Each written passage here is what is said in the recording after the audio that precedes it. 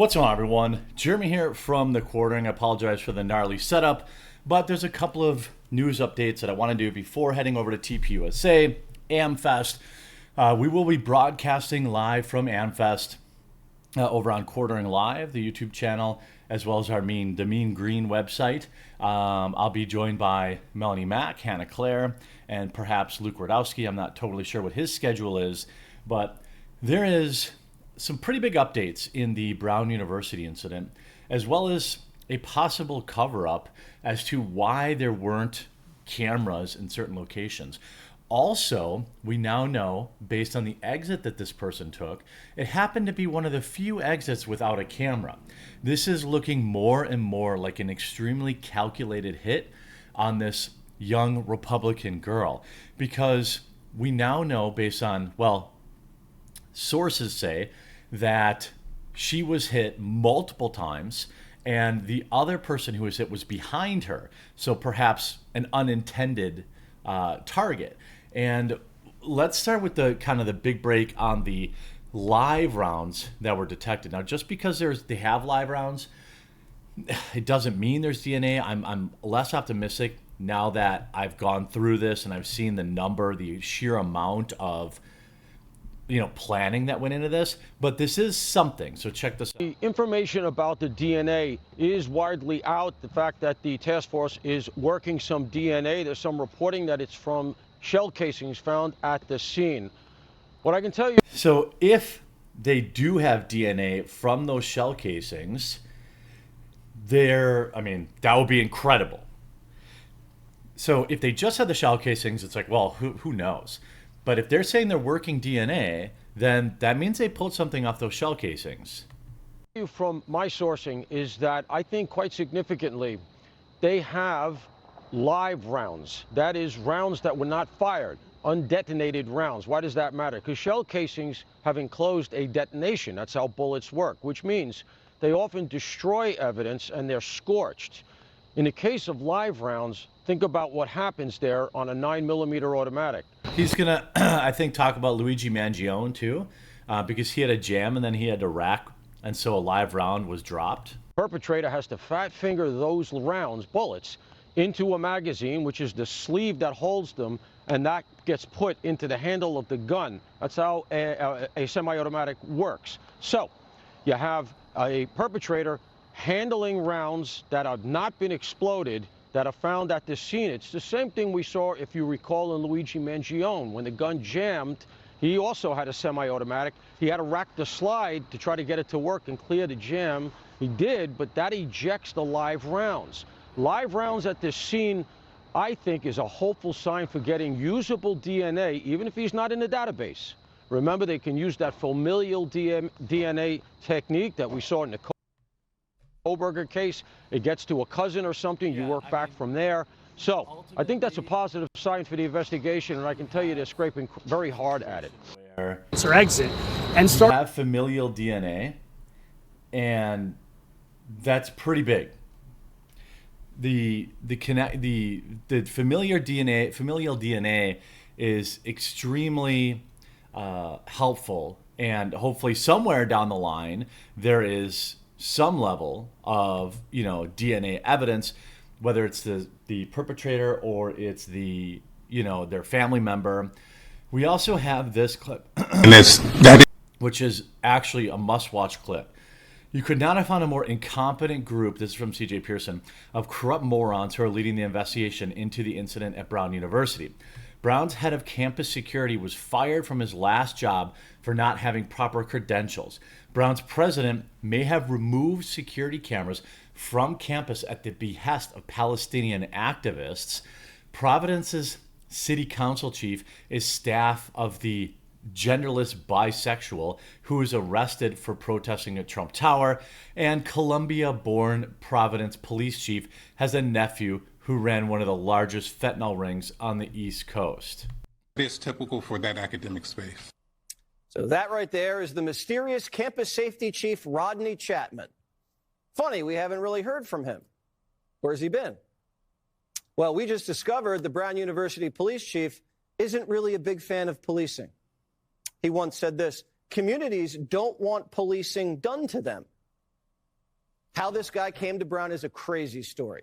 He was the head of campus security at the University of Utah, and right after he was hired there, he was immediately suspended because he didn't have the proper credentials.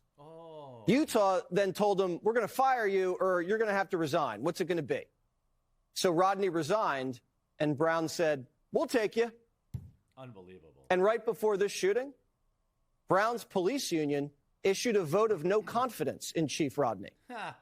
The chief's own men accused Rodney of endangering officers and creating a toxic workplace culture. Rodney should know the campus better than anyone. Yeah. But all week, he's been hiding under his desk. Yep. He's obviously completely unqualified. Brown's the most liberal Ivy League school, and they take DEI more seriously than safety. The school's been under intense pressure from the Palestinian students. The president, who was a no-show at today's presser, has been heckled for years by Muslim underclassmen. She always bends the knee, but they heckle her anyway. Over the summer, radical left human rights groups demanded Brown disable their security cameras so Palestinian activists could raise hell under the radar. Did they cave? We asked. No response. It's not just Brown. The whole city is a DEI mess.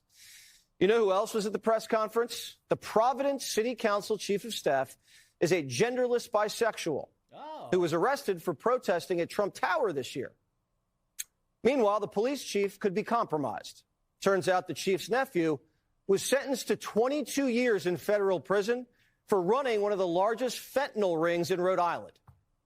And Mayor Smiley promoted him to chief knowing his family was trafficking. Jeez. Why would Smiley do that? Well, because Smiley and the chief speak the same language. I mean, it's absolutely bonkers. How about this? Rhode Island radio host just accused Brown University of taking down security cameras in an effort to shield illegal aliens. This is a monumental scandal if true. The camera in that building that Brown put off because the sanctuary city law that we have. You don't want to record illegal immigrants, and you don't want to provide the footage to the FBI. Oh, now I understand. I was like, this guy is hard Latino, and he's saying that they will not, they don't want to provide the security footage, so they want to protect illegals. Immigration authority. One camera in that building, it come out from your detectives, they are friends of mine, they're angry at this investigation that these people in Brown University put the camera off, they can identify that person. You imagine how the family want to go through? Tell the truth. Based, he can stay. Well, maybe I won't go that far, but based? To the media here.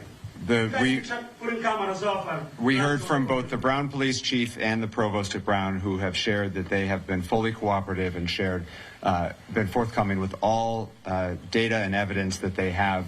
The camera in that building that Brown put off because the sanctuary city law.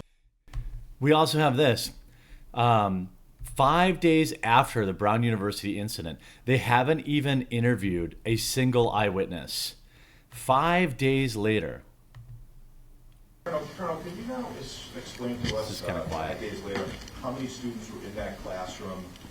Sadly, 2 lost their lives, 9 others injured. Encouraged about the update today.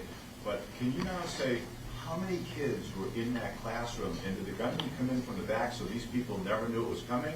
Or did he come in front with full view of everybody? And that's all part of the interviews, and actually we're cooperating with Brown to get the roster.